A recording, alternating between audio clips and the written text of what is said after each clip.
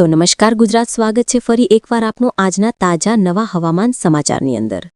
આજે તારીખ 18 સપ્ટેમ્બર 2025 અને ગુરુવાર થયો છે, ત્યારે આજે હવે અતિભારે વરસાદનો રાઉન્ડ છે। ત્યારે મિત્રો આજે ગુજરાત રાજ્યમાં કડાકા ભડાકા સાથે ધોધમાર અનરાધાર વરસાદો ભૂકા કાઢવાના છે, જેની શરૂઆત ગઈકાલથી થઈ ગઈ છે।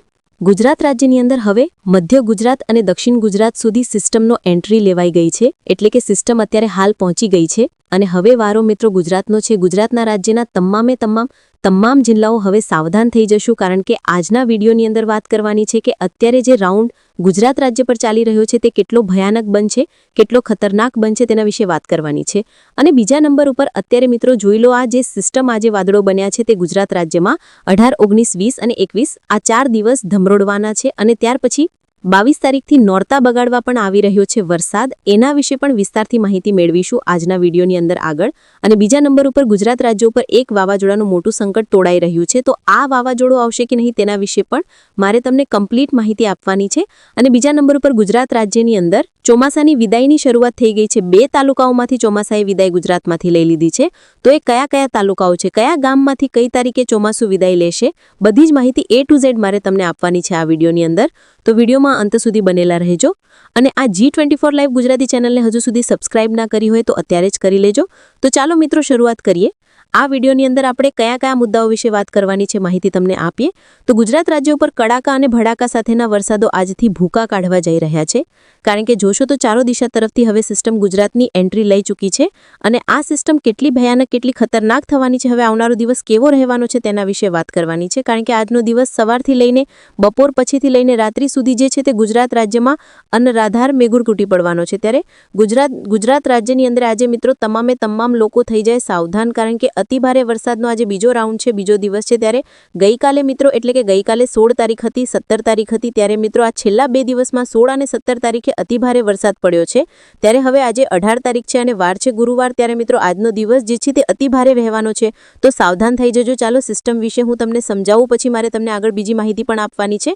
તો લાઈવ મિત્રો તમે અહીંયા જોઈ શકો કે ખાસ કરીને મધ્યમની અંદર આપણું અહીંયા ગુજરાત આવેલું છે અને ગુજરાતની બાજુમાં જે અરબ સાગરનો દરિયો છે ત્યાં તમે જુઓ તો આ એક મોટું પ્રેશર જે છે તે અહીંયા દરિયાની અંદર બની રહ્યું છે।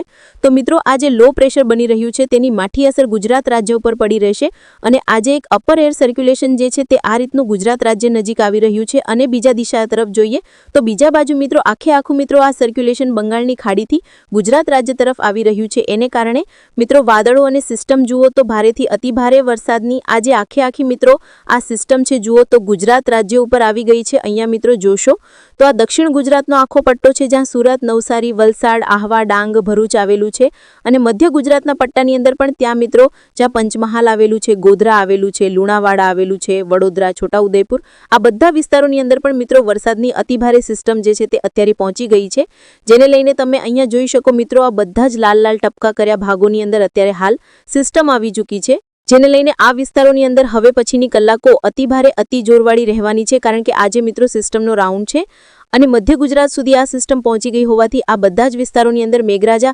અતિભારે અનરાધાર રીતે મિત્રો તૂટી પડવાના છે। બીજા નંબર ઉપર મિત્રો વાવાઝોડું પણ આવી રહ્યું છે, ખાસ તો બંગાળની ખાડીમાં 25 થી 30 તારીખ વચ્ચે એક અતિભારે વાવાઝોડું આવી રહ્યું છે, તેના વિશે પણ મારે તમને આગળ આ વિડીયોમાં વાત કરવાની છે। પરંતુ પહેલા જાણી લઈએ મિત્રો કે આ વાવાઝોડાની પરિસ્થિતિ કઈ છે, ત્યાર પછી મારે તમને કેટલાક ફોટા અને કેટલાક વિડીયો દેખાડવાના છે સિસ્ટમને આધારે, અને ગઈકાલે ક્યાં કેટલો વરસાદ પડ્યો તેના પણ ફોટા અને વિડીયો સામે આવ્યા હશે, તેના વિશે પણ વાત કરીશું। પરંતુ તેના પહેલા વાવાઝોડા વિશે મિત્રો વાત કરીએ તો ખાસ કરીને ગુજરાત રાજ્યની અંદર ચોમાસાની વિદાય પહેલા 27, 28 અને 29 તારીખ દરમિયાન જોઈ લો તો બંગાળની ખાડીની અંદર એક મોટું લો પ્રેશર વાવાઝોડું, મિની વાવાઝોડું કહી શકો, સાયક્લોન કહી શકો, એ આવી રહ્યું છે। તો નવરાત્રીની વિશે મિત્રો ગણીને તમને માહિતી આપી તો નવરાત્રીના 7મા નોરતાથી લઈને 9મા નોરતા વચ્ચે એટલે કે છેલ્લા 3 દિવસ અતિભારે રહેવાના એંધાણ ગુજરાતની અંદર, કારણ કે બંગાળની ખાડીમાં એક મોટું ખૂંખાર અને ખતરનાક ગણી શકો તેવું મિત્રો જે છે તે એક વાવાઝોડું આવી રહ્યું છે। 900 HPA ભેજ લેવલે તમે જોશો તો તમને દેખાશે કે 29 તારીખે આ વાવાઝોડું અતિભારે પ્રચંડ રૂપ લઈ રહ્યું છે।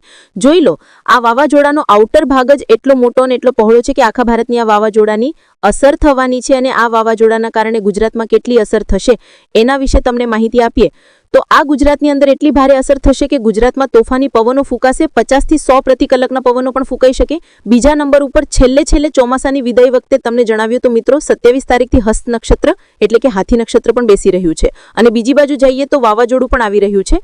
તો વાવાઝોડું અને હાથી નક્ષત્ર બધી વસ્તુ ભેગી થઈને મિત્રો ગુજરાત રાજ્યની અંદર 25 થી 30 તારીખ અતિ ભારે વરસાદ પવનો સાથેના ખૂંખાર આંધી તોફાન જેવું વાતાવરણ જોવા મળશે. એટલે કે નવરાત્રીના છેલ્લા 5 દિવસ ગુજરાતમાં ભારે રહેવાના છે અને છેલ્લે 30 થી 31 તારીખ આસપાસ જે છે તે વાવાઝોડું ગુજરાત રાજ્ય નજીક પણ પહોંચી રહ્યું હોવાના એંધાણ સામે આવી રહ્યા છે.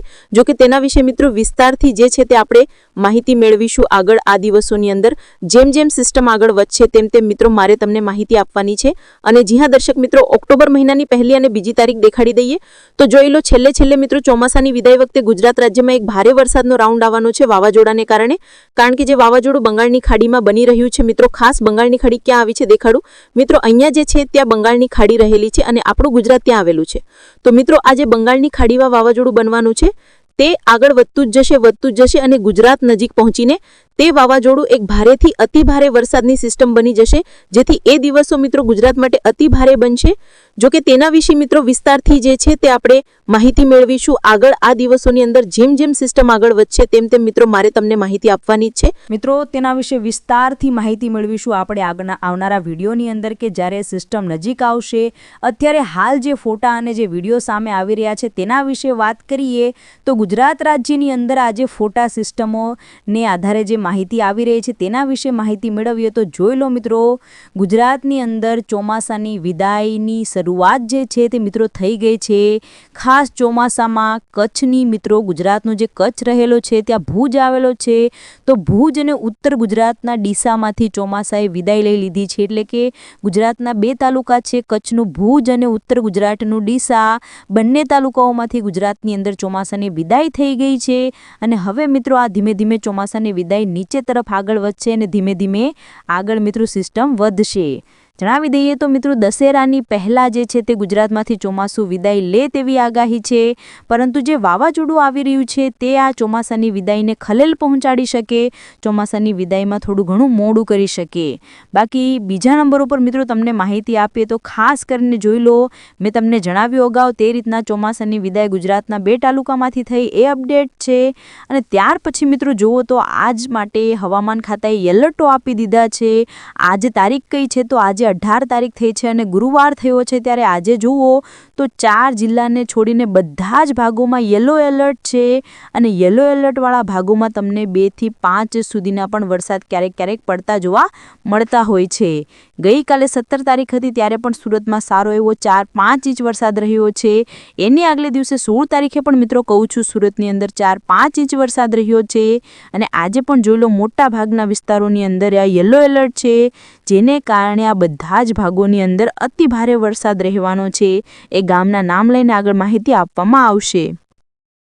આ ફોટો મિત્રો જોવો, આ ફોટો સામે આવી રહ્યો છે સુરતના ઉધના લાગુના વિસ્તારમાંથી, જ્યાં મિત્રો આજે ગોઠણસમાં પાણી ભરાયા અને ટોટલ કેટલા ઇંચ વરસાદ પડ્યો છે એ પણ દેખાડી દઈએ તો મિત્રો ગઈકાલે સુરતની અંદર ટોટલ સરવાળો કરીએ તો પ્રોપર સુરતની અંદર જે છે તે મિત્રો 3 ઇંચ વરસાદ રહ્યો.